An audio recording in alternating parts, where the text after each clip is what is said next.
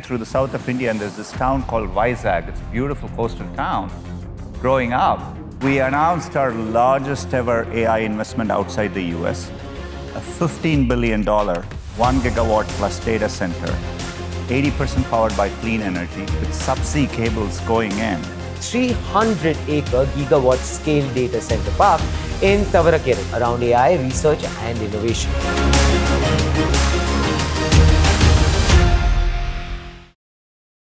Every time जब भी आप चैट जीपीटी, नेटफ्लिक्स या स्विगी कुछ भी यूज करते हो, कभी सोचा है कि वो डेटा कहाँ स्टोर होता है, वो सर्वर्स किसने बनाए, वो पावर कहाँ से आती है?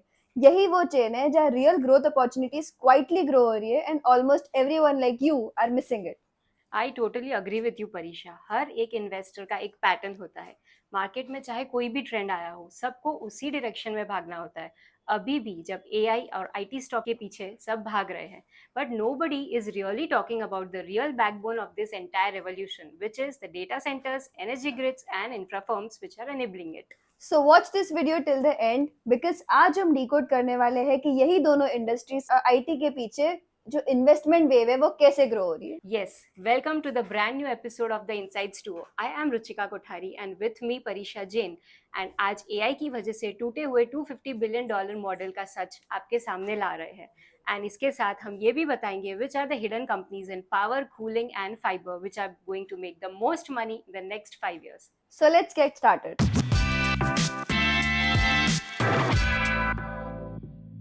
सो परीक्षा, काफ़ी टाइम से एक चीज़ मुझे बहुत ज़्यादा इंटरेस्टिंग लग रही थी. For the past 30 years IT companies एक ही मॉडल से पैसे बना रहे थे, विच इज़ पे पर आवर. जितने ज़्यादा लोग उतना ज़्यादा रेवेन्यू और उतना ही ज़्यादा man hours. Simple formula. But now slowly and gradually हमने देखा है कि now people are shifting more towards product based pricing. Yes. So I want to know, ये आईटी सेक्टर में ये चेंज, ये सडन शिफ्ट क्यों आ रहा है? Well rightly said. And actually ये पूरे बिजनेस मॉडल का रिवैम्प हो रहा है and not just in one company but across IT industry. क्योंकि ये पूरी की पूरी $250 बिलियन की जो इंडस्ट्री है, इसको इमीडिएट बेसिस पे अपग्रेड करना पड़ेगा इन द नेक्स्ट फ्यू इयर्स, नहीं तो हमारी इंडियन आईटी इंडस्ट्री ऑब्सोलीट हो जाएगी. Okay, so does that mean that AI ने पूरा इक्वेशन ही डिस्टर्ब कर दिया है? नाउ इसको अगर हम इकोनॉमिकल एंगल से देखें तो आईटी कंपनीज के रेवेन्यू और प्रॉफिट मॉडल में क्या चेंजेस आ रहे हैं? I will explain you in simple numbers.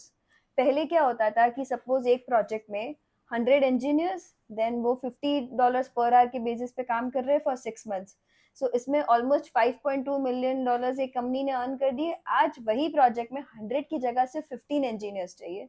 तो मतलब कि हमारी एम्प्लॉयज की रिक्वायरमेंट कम हो गई है, बट उसके साथ साथ हमारी एफिशिएंसी इतनी बढ़ गई है कि कंपनीज अब ज्यादा प्रोजेक्ट्स इनटेक कर पा रही है.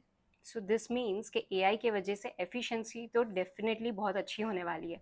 But at the same time अगर आईटी कंपनीज अपना ट्रेडिशनल रेवेन्यू मॉडल छोड़ के न्यू मॉडल पे शिफ्ट नहीं होती है, so does that mean that IT companies growth is going to hamper? Absolutely. And but ये चांस हमारे इंडिया में आएगा नहीं. क्योंकि हो क्या रहा है कि इंडियन कंपनीज ने, and not just India, worldwide भी कंपनीज ने ऑलरेडी ये ट्रांसफॉर्मेशन स्टार्ट कर दिया है. कंपनीज बेसिकली जैसे आपने राइटली मेंशन किया, शिफ्ट हो गई है from being towards early focus से हम लोग शिफ्ट हो गए हैं towards being project focused. And इसकी वजह से बेसिकली कंपनी का भी मेन मोटो क्या हो गया है, this is the project deadline, हम इसको इतने मैन आवर्स में इतने टाइम में कंप्लीट करके दे देंगे, गारंटी. मतलब ज्यादा प्रोजेक्ट इनटेक, बट इसके साथ साथ ज्यादा प्रॉफिट मार्जिन भी जो पहले नहीं थे. Okay, so now this statement of your recalls to me that बीच में एक न्यूज़ आर्टिकल आया था दैट टीसीएस, इन्फोसिस, विप्रो कलेक्टिवली इन्होंने ऑलमोस्ट 10 लाख एम्प्लॉयज को ये न्यू एआई स्किल्स से अपग्रेड किया है. But at the same time we are also hearing like 3 days back Amazon ने ऑलमोस्ट 1 लाख एम्प्लॉयज को ले ऑफ कर दिया है. So why is this changing? Is it really good और इट्स बैड? वेल ये एम्प्लॉयज का ले ऑफ तो definitely बहुत ही अनफॉर्चुनेट है. But I will just say one thing कि इंडियन आईटी इंडस्ट्री में what our companies are focusing on is partnerships. हम लोग मतलब यहाँ पे कुछ भी नया एआई का बना नहीं रहे, but what we are doing is कि जैसे यूएस के जो बिग 4 टेक जायंट्स है, एनवीडिया हो गया, माइक्रोसॉफ्ट हो गया, उनके साथ हम लोग पार्टनरशिप्स कर रहे हैं. एंड ना उसका लॉजिक बहुत सिंपल है. हम लोग क्या पॉलिसी से वर्क करते हैं कि आप एआई बनाइए एंड उसको हम इम्प्लीमेंट करेंगे. That's it. बट या एक चीज मैंने इन्वेस्टर पर्सपेक्टिव से बहुत नोटिस की है, और वो ये है कि सब लोग यूजुअल सेक्टर्स के पीछे भाग रहे हैं। IT, AI, no doubt they are doing very good, but इसके पीछे का जो इंफ्रा बूम जो हो रहा है, जो उन्हीं सेक्टर्स को सपोर्ट कर रहा है, उस पर कोई ध्यान नहीं दे रहा है। Wow, that's interesting. मतलब एक साइड जहाँ पे आईटी कंपनीज अपना बिजनेस मॉडल पूरा रीएम्प्ट कर रही है, side by side infrastructure boom हो रहा है। So when Yeah. यू से infrastructure boom, what do you literally mean about that? Okay, I will start with the data centres first. चलो, आप भी चैट जीपीटी यूज करते हो, कितना सिंपल है यूज करना। क्वेश्चन पूछो एंड तुरंत रिस्पॉन्स आ जाता है। करेक्ट। बट कभी सोचा है कि ये रिस्पॉन्स के पीछे ये इतना सारा डेटा कहाँ स्टोर होता है, कैसे स्टोर होता है, कौन सी कंपनी स्टोर करती है, फिर उसके साथ साथ कितनी पावर जाती है उसी चीज को स्टोर करने में। सो व्हेन यू से एआई का storage, does that mean that ये वो वेयरहाउसेस है जहाँ पे थाउजेंड्स ऑफ सर्वर्स जो ये एआई के लिए यूज होते हैं वो स्टोर होते हैं? So can we really say that this is a real backbone behind this AI softwares? Exactly, and ये कोई नॉर्मल डेटा सेंटर्स नहीं है। These are monster scale facilities filled with AI specialised computers. And जैसे कि मैंने पहले बताया कि कैसे माइक्रोसॉफ्ट या अमेजोन और यूएस के बिग फोर जायंट्स इन्वेस्ट कर रहे हैं सिर्फ $320 बिलियन इन्हीं डेटा सेंटर्स के बूम के लिए। That's completely insane. I mean ये चार कंपनीज मिलके पाकिस्तान के पूरे इकोनॉमी से ज्यादा अमाउंट इस इंफ्रास्ट्रक्चर पे स्पेंड कर रही है। बट हाँ, why India? I mean we all know that India is in a developing stage right now. That's a very nice analogy I would say. And ये सब क्यों हो रहा है? I give you 3 reasons mainly. कि first is data localisation laws. इसमें क्या हो रहा है कि गवर्नमेंट ने अभी कंपलसरी कर दिया है कि अगर ये कंपनीज को इंडियन कस्टमर्स का डेटा चाहिए तो उन्हें यहीं पे सेटअप करना पड़ेगा। तो इस वजह से क्या हो गया है कि ये सारे जायंट्स को अपना कंपनी का सेटअप यही बिल्डअप करना पड़ेगा if they have to use our data. मतलब हम कंपलसरी इनडायरेक्टली डिमांड क्रिएट करवा रहे हैं। मतलब अगर इन ग्लोबल जाइंट्स को इंडिया का डेटा चाहिए तो उन्हें कंपलसरी इंडिया में इन्वेस्ट करना ही पड़ेगा। Agree. That's a very pretty smart move taken by the government. वो तो है ही। एंड मैंने जैसे मेंशन किया कि 3 रीजंस मैं दे सकती हूँ, उसमें से दूसरे 2 रीजंस ये है कि एक तो यहाँ पे सेटअप करना कंपेरेटिवली बहुत चीपर है, almost I think 20 to 30% cheaper. And जब बिलियंस ऑफ डॉलर्स का इन्वेस्टमेंट लगा होता है तो ये डिफरेंस डेफिनेटली बहुत मायने रखता है। एंड थर्ड रीजन इज कि हमारे पास इतनी बड़ी पॉपुलेशन है, तो हाईएस्ट आईटी का वर्कफोर्स भी यहीं पे है, which is almost 5.67 million IT professionals. तो यू कैन से कि अगर ये कंपनीज यहाँ पे सेटअप करती है तो फायदा उनका ही है, because cheaper labour, cheaper setup, तो सब कुछ उनके मैथ के अकॉर्डिंगली फिट भी होता है। That completely make sense. But see ये आईटी और एआई का जो बूम आया है अभी, एआई तो लास्ट 2-3 सालों से ऑलरेडी चल रहा है, तो ये सडन रश अभी क्यों आया? एंड डेटा तो पहले भी जनरेट हम कर ही रहे थे, आउटपुट आ ही रहा था, तो why is this urgent need of this AI and IT companies? Actually we are trying to fill up a very big gap, because आप मानोगे नहीं, हमारे यहाँ पे 850 मिलियन यूजर्स है एंड हम लोग ऑलमोस्ट 20% डेटा जनरेट करते हैं वर्ल्ड का। बट डू यू नो कितना स्टोर करते हैं हम? ओनली 3%। ओनली 3%? तो फिर बाकी का डेटा कहाँ स्टोर होता है? Countries like Singapore, US, Europe, ये सब कंट्रीज हमारा डेटा यूज करती है। इसीलिए तो गवर्नमेंट ने डेटा लोकलाइजेशन लॉज बनाए हैं कि इंडियन कस्टमर्स का डेटा इंडिया में ही रहे और इनडायरेक्टली इन्वेस्टमेंट्स भी अट्रैक्ट हो। So this clearly shows that अगले 10 साल में हम एक कम्प्लीटली न्यू इंडस्ट्री सेटअप करने वाले हैं, B it power, B it cooling, B it consumption और बी इट कंस्ट्रक्शन। सो ये सब पैरेलली साथ में डेवलप होने वाला है। बिल्कुल। एंड अभी ही मिस्टर अंबानी ने रिसेंटली अनाउंस किया है कि वो जामनगर में 20 to 30 बिलियन डॉलर्स का इन्वेस्टमेंट करके वर्ल्ड का सबसे बड़ा डेटा सेंटर एस्टेब्लिश करने वाले हैं, जिसमें इतना डेटा स्टोर होगा, इतनी सारी एम्प्लॉयमेंट जनरेट होगी कि no one can even think of. Typical Ambani style है, always entering at the biggest possible scale. But इन सब में एक्चुअली पैसा बना कौन रहा है? दिस इज वेरी क्लियर के बात सिर्फ टीसीएस और इन्फोसिस तक लिमिटेड तो नहीं है। सो परीक्षा, जब हम एआई या आईटी की बात करते हैं तो बट ऑब्वियसली सबका अटेंशन या तो सॉफ्टवेयर कंपनीज पे जाएगा या बिग आईटी नेम्स पे जाएगा। Agree. But I want to know ऐसे कौन से सेक्टर्स है या सेगमेंट्स है जहाँ पे क्वाइटली ग्रोथ हो रही है अभी? Okay, I start with layer 1 जो कि है इलेक्ट्रिकल इंफ्रा। मतलब हमारे डेटा सेंटर्स जिनको चाहिए लार्ज अमाउंट ऑफ पावर, मतलब लिटरली एक छोटी सिटी को पावर कर पाए उतना। एंड हर डेटा सेंटर के लिए चाहिए transformers, switch gear, UPS systems, power distribution, पूरा का पूरा बैकबोन। एंड यहाँ we have companies like L and T, Schneider Electric India, Vertiv, ABB, Siemens जैसे प्लेयर्स जो एक्टिवली इस सेगमेंट में काम कर रहे हैं। ओके, सो दिस मीन्स कि ट्रेडिशनल इंफ्रा कंपनीज के लिए तो डेफिनेटली एक रेवेन्यू स्ट्रीम ओपन हो चुका है, but is this a one time thing या ये रेकरिंग अपॉर्चुनिटी है? No, this is definitely not a one time thing, क्योंकि डेटा सेंटर्स को कांस्टेंट अपग्रेडेशंस की डेफिनेटली नीड होती है, तो वन टाइम थिंग तो डेफिनेटली नहीं है। एंड इनफैक्ट ये बहुत ही अच्छी लॉन्ग टर्म अपॉर्चुनिटीज है। एंड सेकेंड, अभी मैं लेयर की बात करूँ तो which is very interesting and it is cooling.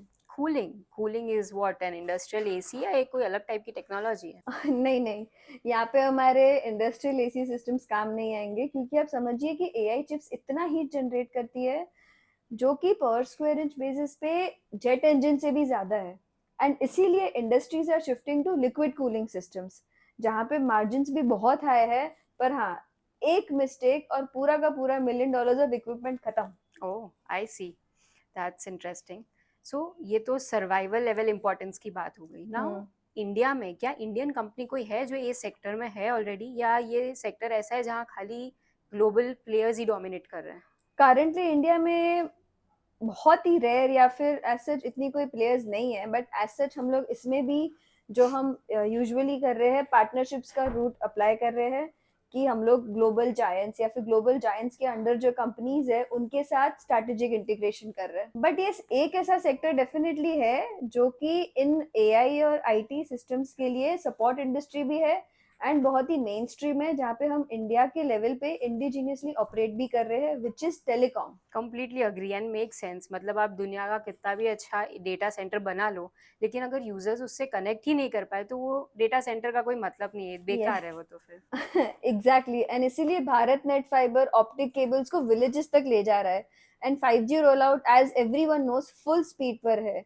इससे दो लेयर अपॉर्चुनिटी बन रही है, एक जहां डायरेक्ट इंफ्रा प्लेयर्स जैसे कि Airtel, Jio, Indus tower, Sterlite technologies, and second mid cap IT players जो इस नेटवर्क से न्यू सर्विसेज बिल्ड करेंगे।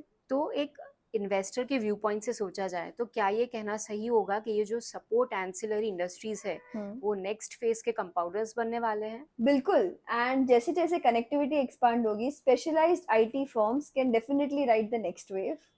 Completely agree with you. So does that mean कि ये इकोनॉमिक चेन रिएक्शन है, लाइक एक लेयर दूसरे लेयर को पुश कर रहा है and indirectly a momentum is been created? But हर साइकिल का इफ यू ऑब्जर्व एक बॉटलनेक होता है, तो आपको यहाँ पे ऐसे कौन से चैलेंजेस दिख रहे हैं? One major bottleneck I can think of is power availability, क्योंकि इतनी डेटा सेंटर्स को रन करने के लिए इतना मैसिव पावर जनरेशन चाहिए, which will be I think 2023 के कंपैरिजन में by 2030 almost 2.5 times। That's huge. मतलब पावर एंड इंफ्रा ही डिसाइड करेगा कि एआई का एक्सपेंशन कितना फास्ट होने वाला है।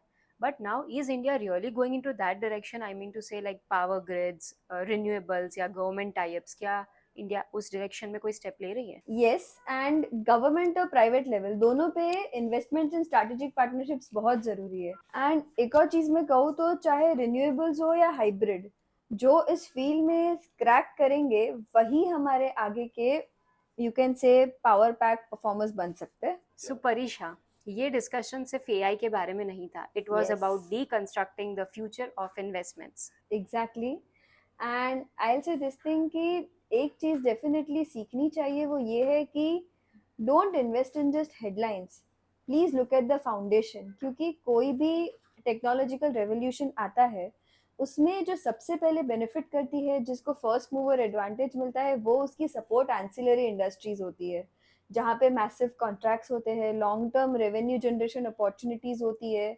गवर्नमेंट का सबसे ज़्यादा फोकस होता है। सो मेन स्ट्रीम के साथ साथ साइडलाइन और सपोर्ट इंडस्ट्रीज को भी देखना चाहिए।